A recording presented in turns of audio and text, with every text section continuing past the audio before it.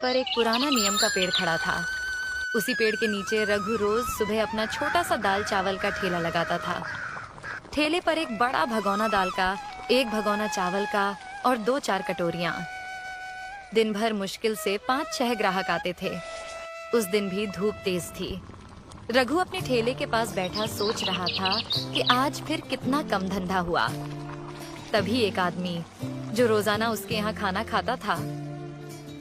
अरे रघु भाई, तुम ये ठेला चलाकर घर कैसे चलाते हो? रघु ने एक लंबी सांस ली और बोला, क्या बताऊं भैया, मुश्किल से घर का खर्च निकलता है, ऊपर से पुराना कर्ज भी है। अब तो बस इसी में गुजारा कर रहे हैं।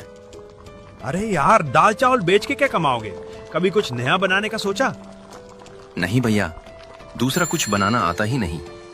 खेत भी नहीं है कि खेती करूं, जो आता है वही बेच रहा हूं। देख भाई, अगर आगे बढ़ना है ना तो कुछ अलग करना पड़ेगा। लोग नए स्वाद के पीछे जाते हैं। ये कहकर वो चला गया। रघु की आंखों में सोच के बादल छा गए। सच कह रहा था वो। आखिर क्या बनाऊं जो लोग पसंद करें और अच्छा दाम भी मिले। उसी समय एक महिला अपने छोटे बेटे का हाथ पकड़ कर आई। चल बेटा, दाल चावल खा लेते हैं। नहीं माँ, मुझे दाल चावल नहीं चाहिए, मुझे बिरयानी खानी है। बेटा मुंह बिगाड़ते हुए बोला, बेटा यहाँ बिरयानी नहीं मिलती और वो बहुत महंगी भी होती है। चल दाल चावल खा ले। नहीं, मुझे नहीं खाना। महिला ने मजबूरी में ठेला छोड़ दिया और बेटे को लेकर चली गई। रघु ये सब चुपचाप देख रहा था। उसके मन में एक बिजली सी कौंधी। बिरयानी, हाँ, लोग बिरयानी पसंद करते हैं, महंगी भी है, शायद यही बिके।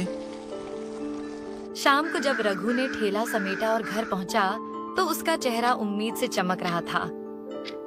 कमला, उसने अपनी पत्नी को आवाज दी।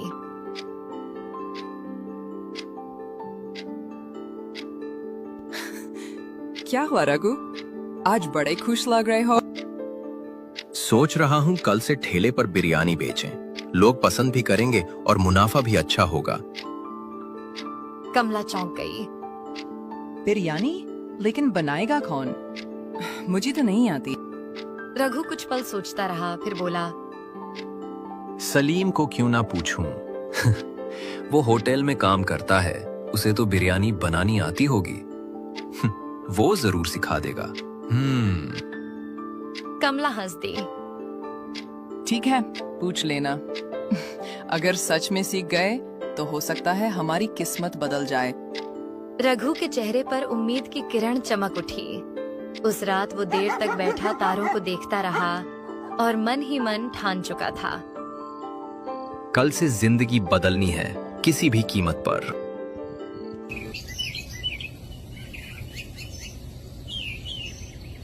अगली सुबह रघु सूरज निकलने से पहले ही उठ गया। चेहरे पर उत्साह साफ झलक रहा था। जल्दी जल्दी नहा धोकर उसने कपड़े पहने और अपने दोस्त सलीम के घर की ओर चल पड़ा। गांव की पगडंडी पर हल्की हल्की धुंध थी, मगर रघु के कदमों में एक नई उम्मीद की रफ्तार थी। सलीम के घर पहुंचते ही दरवाजे पर दस्तक दी। कौन है? अरे रघु, बड़े दिनों बाद आए हो भाई। हाँ यार, काम के चक्कर में समय ही नहीं मिल पाया। सोचा आज आकर तुमसे कुछ जरूरी बात कर लूं। अरे आओ आओ अंदर। सलीम ने उसे चारपाई पर बैठाते हुए कहा, क्या बात है? चेहरे से तो लग रहा है कोई बड़ा फैसला लेने वाले हो। रघु ने गहरी सांस ली। सलीम भाई, तुम्हें पता है मेरी हालत कैसी है? ठेले पर दाल चावल बेच बेच कर गुजारा मुश्किल हो गया है। कर्ज का बोझ भी बढ़ता जा रहा है। सोच रहा हूं कुछ नया करूं और इसी वजह से तुम्हारे पास आया हूं। सलीम ने गंभीर होकर पूछा, क्या मदद चाहिए भाई? जो होगा मैं जरूर करूंगा। रघु ने थोड़ी हिचकिचाहट के बाद कहा, भाई मुझे तुमसे बिरयानी बनाना सीखनी है। सुना है तुम्हारी बिरयानी का जवाब नहीं। सलीम का चेहरा खिल गया। अरे बस इतनी सी बात। ये तो बड़ी आसान चीज है, बताता हूँ। रघु उत्सुकता से उसकी बात सुनने लगा। सलीम बोला, सबसे पहले बताओ, मटन की बिरयानी बनाओगे या चिकन की? मटन की। गांव में लोग मटन ज्यादा पसंद करते हैं। ठीक है। सलीम ने हाथ से इशारा करते हुए समझाना शुरू किया। तो सबसे पहले मटन को अच्छे से धो लेना, फिर उसमें दही, लाल मिर्च पाउडर, खड़े मसाले, तेल, हरी धनिया और पुदीना डालकर अच्छी तरह मिक्स कर दो। इसे कुछ देर मैरिनेट होने दें। रघु उत्सुकता से उसकी बात सुनने लगा। सलीम बोला, जब तक मटन मैरिनेट हो रहा है, तुम चावल उबाल लो। उसमें भी खड़े मसाले और थोड़ा नींबू डालना, इससे खुशबू बढ़ेगी। फिर मटन को धीमी आंच पर पकाना, करीब 90% पक जाए, तब उसके ऊपर चावल डालकर ढक दो। फिर 30 मिनट दम लगाना और तैयार। रघु उत्साह से बोला, अरे भाई, ये तो सच में आसान है, बस सही तरीके से पकाना होगा। हाँ, आसान है, लेकिन याद रखना, दम और धीमी आंच ही असली स्वाद लाती है। अगर ये सीख गए तो यकीन मानो लोग उंगलियां चाटेंगे। रघु की आंखों में चमक आ गई। बस भाई, अब ठान लिया है, मटन बिरयानी का ठेला लगाऊंगा। उम्मीद है कुछ कमाई हो जाएगी। तुम मेहनती हो रघु। यकीन मानो, तेरा ठेला गांव में मशहूर होगा। शुक्रिया भाई, तुमने हिम्मत दी। अब चलता हूँ, कल की तैयारी करनी है। घर लौटकर रघु ने कमला को सब बताया। कमला मुस्कुराई। अच्छा हुआ सलीम ने बता दिया। कल देखते हैं लोग पसंद करते हैं या नहीं। लेकिन दाम क्या रखोगे? 100 रुपया प्लेट रखूंगा, सही मुनाफा होगा। ठीक है, तो फिर अब इसे तैयारी शुरू कर दो। रघु के दिल में नई ऊर्जा थी। उस रात उसने बिरयानी का हर स्टेप बार बार याद किया और अगली सुबह का सपना सजोते हुए तैयारी में लग गया।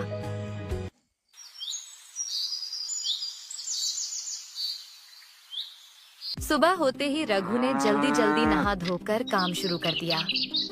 उसके चेहरे पर अब पहले जैसी थकान नहीं, बल्कि उम्मीद की चमक थी।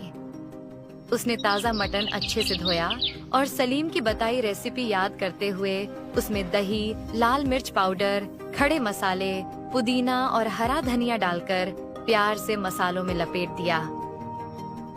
कामला, देखना, आज गांव में ऐसा स्वाद फैलेगा कि लोग खुद चल कर आएंगे। हाँ, भगवान करे आज तेरा ठेला लोगों की पसंद बन जाए। मैं भी तेरी मदद करती हूँ। रघु ने चावल उबालते हुए नींबू का रस और मसाले डाले। रसोई से फैलती खुशबू ने खुद रघु को भी भूख महसूस करवा दी। बड़े बड़े हांडों में बिरयानी भरकर उसने ठेला सजाया और गांव के मुख्य चौराहे पर पहुंच गया। जैसे ही बिरयानी का पहला दम खुला, उसकी खुशबू चारों ओर फैल गई। राह चलते लोग रुककर देखने लगे। तभी कल वाली महिला और उसका छोटा बेटा वहां से गुजरे। माँ, देखो देखो, यहाँ मटन बिरयानी है। बच्चा उछलते हुए बोला। महिला चौंक गई। अरे हाँ, यहाँ बिरयानी, वो भी मटन की। चलो आज खाते हैं। दोनों ठेले के पास पहुँचे। भैया, क्या सच में बिरयानी है? हाँ दीदी, आज स्पेशल मटन बिरयानी है। एक बार खाकर देखिए, उंगलियां चाटते रह जाएंगी। अच्छा, कितने की प्लेट है? बस 100 रुपए की एक प्लेट और उसमें 2 बड़े मटन के पीसेस मिलेंगे। रघु ने प्यार से एक प्लेट परोसी। महिला और बेटा जैसे ही खाने लगे, उनके चेहरे खिल उठे। अरे भाई, ये तो कमाल की बिरयानी है। महिला ने चौंक कर कहा। बेटा खुशी से बोला, माँ, ये तो रेस्टोरेंट से भी अच्छी है। एक प्लेट और दे दो। महिला हंसते हुए बोली। रघु के दिल में खुशी की लहर दौड़ गई। उसने तुरंत दूसरी प्लेट बना दी। महिला ने खाते खाते कहा, भैया, अब दाल चावल मत बनाना, तुम्हारी मटन बिरयानी तो लाजवाब है। इसी बीच 2 बुजुर्ग आदमी ठेले के पास आए। अरे रघु, आज क्या मटन का जायका खिला रहे हो सबको? एक ने हंसते हुए पूछा। रघु बोला, काका, सिर्फ मटन नहीं, मटन बिरयानी है। लीजिए, चखिए। वाह, मेरी तो पसंदीदा डिश है। 2 प्लेट लगाओ। जैसे ही बुजुर्गों ने पहला निवाला लिया, एक ने उंगलियां चाटते हुए कहा, भाई क्या बात है, ये तो सच में लाजवाब बनी है। और ये मटन इतना मुलायम कि मुंह में ही घुल रहा है। मसालों का स्वाद तो गजब है। धन्यवाद काका, आपकी दुआ से ही तो ये सब है। धीरे धीरे ठेले पर भीड़ बढ़ने लगी। लोग खुशबू से खींचे चले आ रहे थे। शाम तक बिरयानी का एक भी दाना बाकी नहीं बचा। रघु ने खाली हांडों को देखकर चैन की सांस ली और खुशी से घर लौट आया। कमला, उसने दरवाजे पर कदम रखते ही आवाज दी, आज तो चमत्कार हो गया। एक दिन में उतनी कमाई हुई जितनी महीने भर में नहीं होती थी। कमला खुशी से बोली, सच? वाह भगवान, अब तो हमारा सारा कर्ज उतर जाएगा। तेरा ठेला मशहूर हो गया रघु। रघु ने गहरी सांस ली और कहा, हाँ कमला, आज लगा कि मेहनत और सही सोच से जिंदगी सच में बदल सकती है। उस रात रघु और कमला के चेहरे पर संतोष की मुस्कान थी। घर में खुशबू बिरयानी की नहीं, सपनों के सच होने की थी। अगले दिन रघु ठेला लेकर उसी जगह पहुंचा। ठेले के पास पहले से ही ग्राहकों की लाइन लगी थी। तभी सलीम वहां आया और मुस्कुराकर बोला, अरे रघु, तुमने तो मुझे भी पीछे छोड़ दिया। पूरी बिरयानी की खुशबू गांव में फैल गई है। रघु हंसते हुए बोला, अरे यार, पहले खुद खा तो लो, फिर बताना कैसी है। सलीम ने सिर हिलाया। खाने की जरूरत नहीं। लोगों की तारीफें सुनकर ही पता चल गया है कि तूने कमाल कर दिया है। रघु भावुक होकर बोला, भाई, ये सब तेरी वजह से हुआ है। तूने मुझे रास्ता दिखाया। तेरे इस एहसान को मैं जिंदगी भर नहीं भूलूंगा। अरे यार, दोस्तों के बीच एहसान नहीं होता। तेरी मेहनत ही तुझे यहाँ तक लाई है। धीरे धीरे रघु की बिरयानी का ठेला गांव में मशहूर हो गया। अब वो सिर्फ ठेले वाला नहीं, सबकी पसंदीदा बिरयानी वाला रघु बन चुका था। गरीबी और कर्ज की जगह उसके घर में अब खुशियां और तरक्की की खुशबू फैल चुकी थी।